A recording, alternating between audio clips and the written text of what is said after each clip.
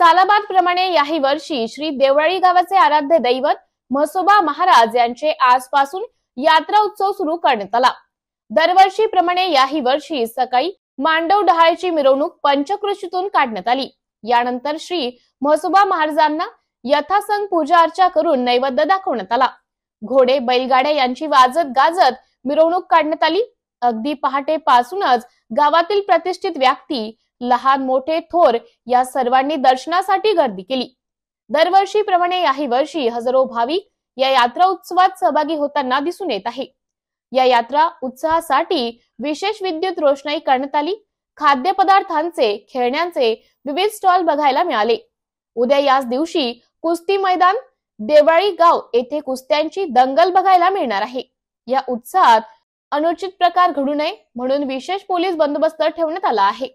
गावातील पंच कमिटीकडून आलेल्या सर्व भाविकांचं स्वागत करण्यात आले।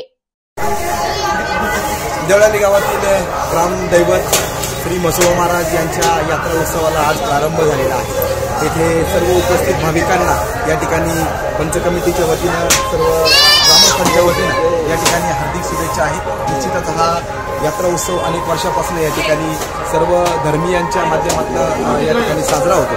मी निश्चितच सर्वांना या ठिकाणी हार्दिक शुभेच्छा देतो।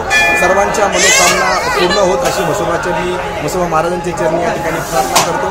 सगळ्यांचे स्वप्न साकार होत किंवा जे काही परमेश्वरच्यांनी ज्यांनी ज्या प्रार्थना केलेल्या आहेत त्या सर्वांना या ठिकाणी ज्यांच्या मनाप्रमाणे सगळ्या गोष्टी मिळत अशी सदिच्छा व्यक्त करून थांबतो। सर्वांना शुभेच्छा।